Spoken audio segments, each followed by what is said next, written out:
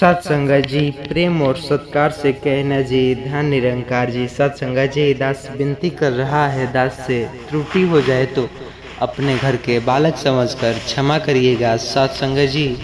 सत्संग जी भारत की भूमि पर उपवासों का विशेष महत्व दिया गया है। कहते हैं हर सोमवार को भगवान शिव को प्रसन्न करने के लिए सोमवारी व्रत रखा जाता है। विशेष रूप से कुंवारी कन्याएं उत्तम पति की प्राप्ति के लिए और विवाहित स्त्रियां अपने पति की दीर्घ आयु और सुख समृद्धि के लिए इस व्रत को करती हैं। लेकिन एक पुरानी मान्यता लोगों के बीच तेजी से फैल रही है। सोमवार को 5 विशेष कार्य नहीं करने चाहिए, वरना घर में कंगाली तो आ ही सकती है। आपके पति की उम्र कम भी हो सकती है और जो सर्वोत्तम जो कि पति भी कुमारी लड़कियों को नहीं मिल सकता है। सवाल उठता है क्या यह मात्र अंधविश्वास है या इसके पीछे कोई गहरा रहस्य भी छिपी हुई होती है। जानेंगे निरंकारी विचार के माध्यम से सत्संग जी इसी रहस्य को उजागर करेंगे कि यह चौंकाने वाली और प्रेरणादायक गाथा के साथ, जो केवल भगवान शिव की नहीं बल्कि उस निराकार की सच्ची पहचान करवाता है, जिसे जानने के बाद जीवन की दिशा बदल सकती है। सत्संग जी कहानी को शुरू करने से पहले बता दूं, यह कथा हर मनुष्य को जरूर सुनना चाहिए। इसलिए विनती है आपसे, चैनल पर नए होंगे सब्सक्राइब करिएगा और इस वीडियो को जरूर पूरा देखिएगा, क्योंकि आपका ही भलाई है। कहानी शुरू होता है उत्तर प्रदेश के एक छोटे से गांव लखीपुर में एक परिवार रहता था। पंडित शिवदीन मिश्र, उनकी पत्नी गीता देवी और 2 बेटियां राधा और भावना। गीता देवी हर सोमवार को सोमवारी व्रत करती और बेटियों को भी बचपन से यह सिखाया गया था कि भगवान शिव के व्रत से पति की लंबी उम्र पाते हैं। परिवार में धार्मिकता तो थी, परंतु गरीबी ने भी डेरा जमा लिया था। शिवदीन जी ने पंडिताई से गुजारा नहीं होता। देवी गीता सुबह सुबह भगवान की पूजा करती, बेलपत्र चढ़ाती, पर घर में लक्ष्मी जी कैसे रूठ सकती। एक दिन गांव में एक तांत्रिक आया, जिसने प्रचार किया सोमवार को यदि तुम यह 5 कार्य करोगे तो घर में कभी समृद्धि नहीं आएगी। लोगों में यह भय फैल गया, जो सबको डर लगाने लगा कि यह 5 कौन सी चीजें हो सकती है। 5 कार्य जो नहीं करने चाहिए तांत्रिक की चेतावनी थी। पहला था सोमवार को प्याज लहसुन न खाओ। दूसरा था सोमवार को बाल न कटाना और वो सेविंग न करो। सोमवार को कर्ज न लो और न दो। सोमवार को किसी को अपशब्द न कहो। सोमवार को पति पत्नी शारीरिक संबंध न बनाए। लोग तो डर गए, तांत्रिक को देवदूत समझ बैठे, परंतु शिवदीन जी जो उलझ में फंसे हैं, उनकी बेटी भावना जो साहस किया और कहा, पिताजी क्या भगवान इन बाहरी नियमों के प्रसन्न होते हैं क्या निराकार कोई मूर्त या दिन विशेष का बंदी है। अक्सर सत्संग जी आपने भी सुना होगा, संडे को ये नहीं किया जाता है, मंडे को ये नहीं किया जाता है, तो बृहस्पतिवार को नाखून नहीं काटने चाहिए, तो शनिवार को हेयर नहीं कराने चाहिए।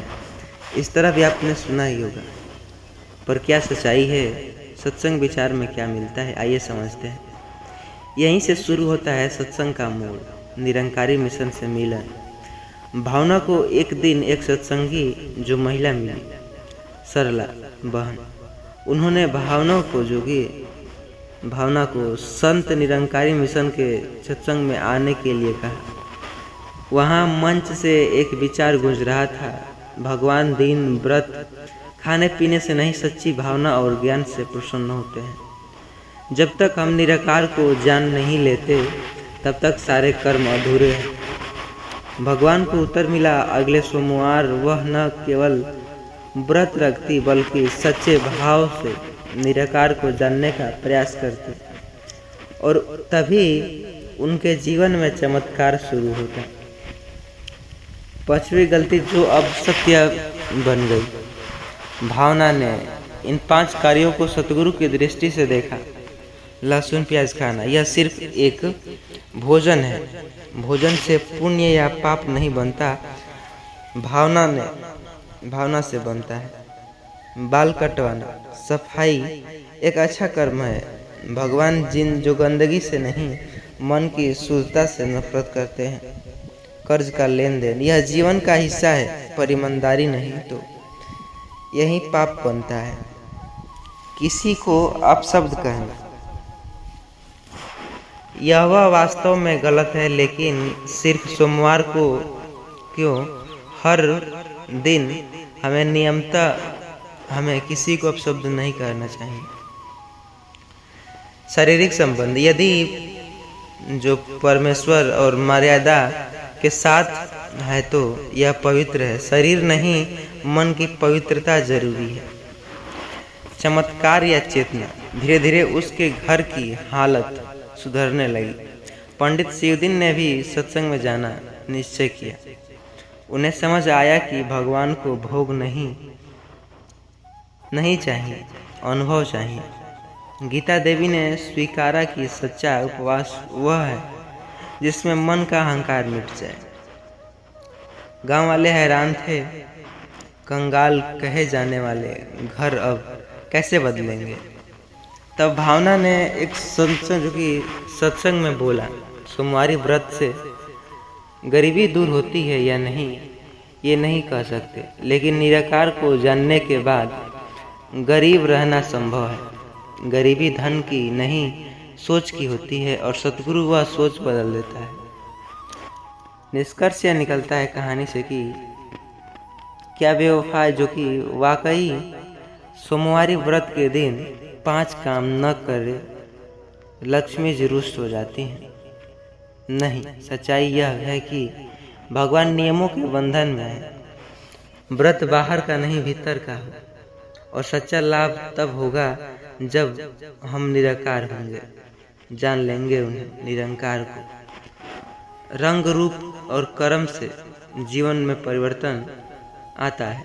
जब निराकार जीवन में आता है तो हर वो दिन शिवरात्रि बन जाता है, हर दिन सोमवारी, और हर दिन स्वयं लक्ष्मी चली आती है।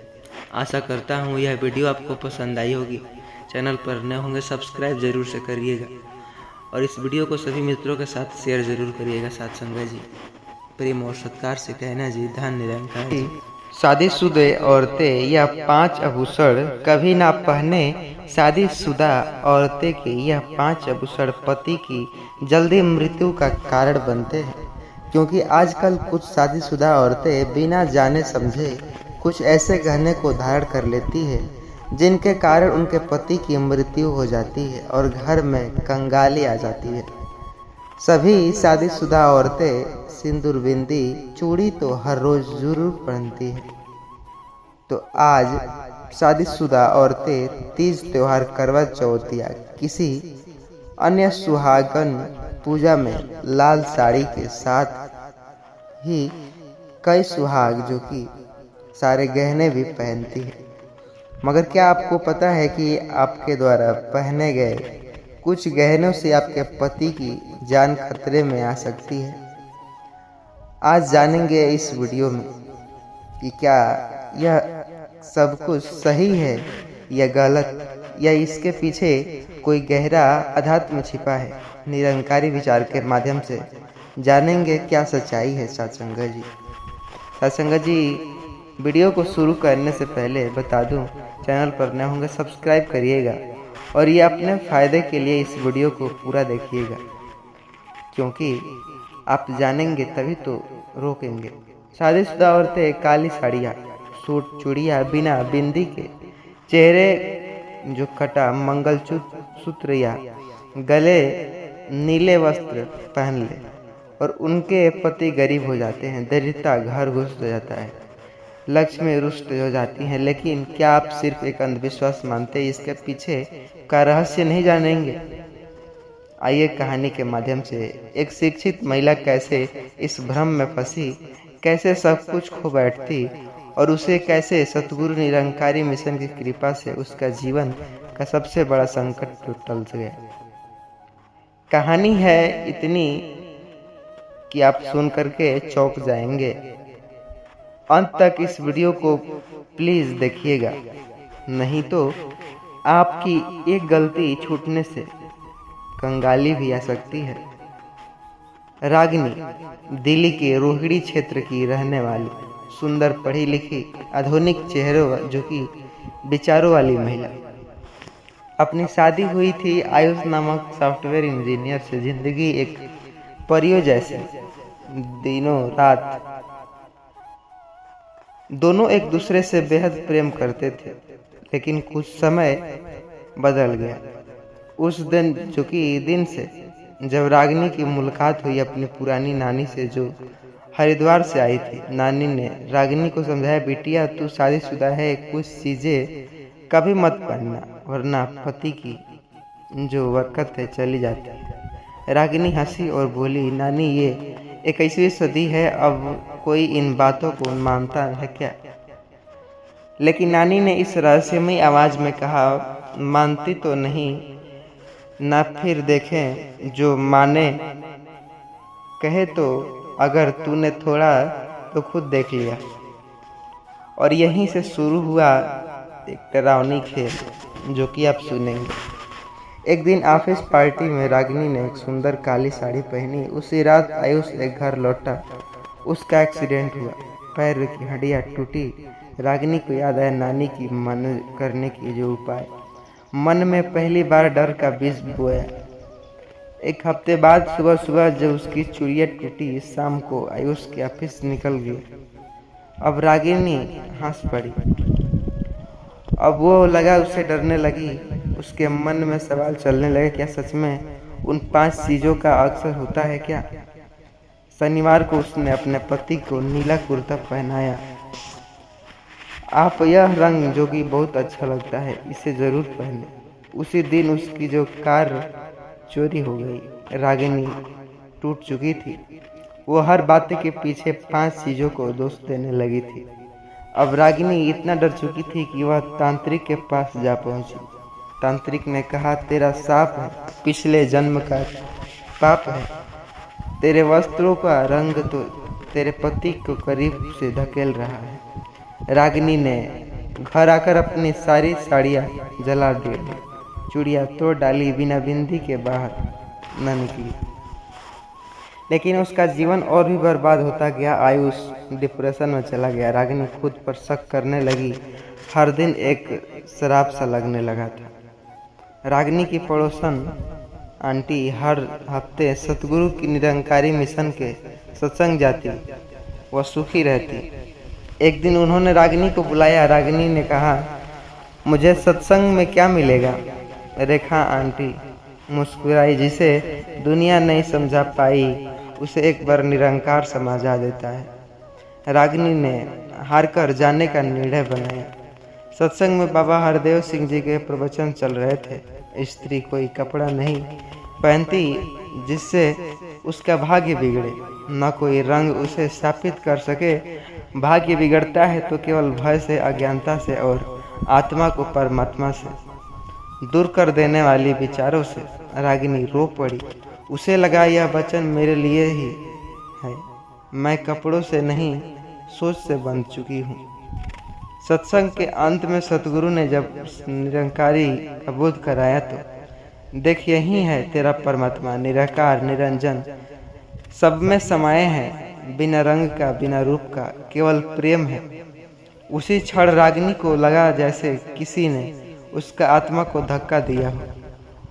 उसकी आंखें खुल चुकी थी और कहा, अब मैं डरकर नहीं, ज्ञान से जीऊंगी। अगले दिन रागिनी ने फिर से वही काली साड़ी पहनी, चूड़ियाँ वहीं वैसे ही, लेकिन पति को वही नीला कुर्ता पहनाया। आयुष चौंका, तुम फिर से वो सब पहनने रही हो?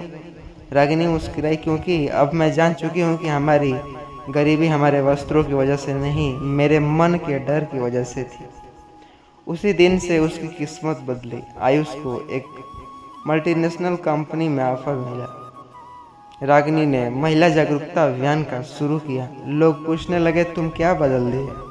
रागिनी का जवाब होता, मैं कुछ नहीं बदली, मैंने केवल डर छोड़ा दिया है।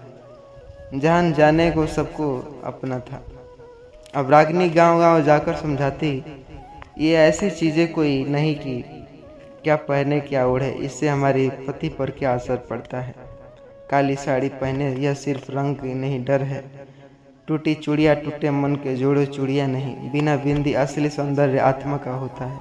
नीला वस्त्र रंग शुद्ध और मन को शुद्ध करता है। कटा मंगलसूत्र असली मंगलसूत्र में होता है। निष्कर्ष यह निकलता है सत्संगा जी की रागिनी की नहीं, यह कहानी यह हम सब की है। जब तक हम अपनी बाहरी चीज़ों को, जीवन को नियति समझ रहे होंगे, अंधकार में भटक रहे होंगे, तब सतगुरु का ज्ञान आत्मा को छूता है, जब सारा अंधकार समाप्त हो जाता है। अंतिम संदेश यह देना चाहूँगा, पहनावा दरिद्रता नहीं लाता, पर अंधविश्वास जरूर लाता है। निराकार को पहचानो, वही एकमात्र सच्चा रक्षक है। जब आत्मा अमीर हो जाए तो गरीब टिक नहीं सकती। यदि यह चैनल पसंद, जो कि वीडियो पसंद आई होगी, तो आपके दिल को छू ली होगी, तो यूट्यूब को ज़रूर सब्सक्राइब करिएगा मेरे इस चैनल को, ताकि हर अच्छे ज्ञान से आपको परिचित करा सकूं। सत्संग जी, प्रेम और सत्कार से कहना जी, धन निरंकारी। और इस वीडियो को सभी मित्रों के साथ शेयर जरूर करिएगा।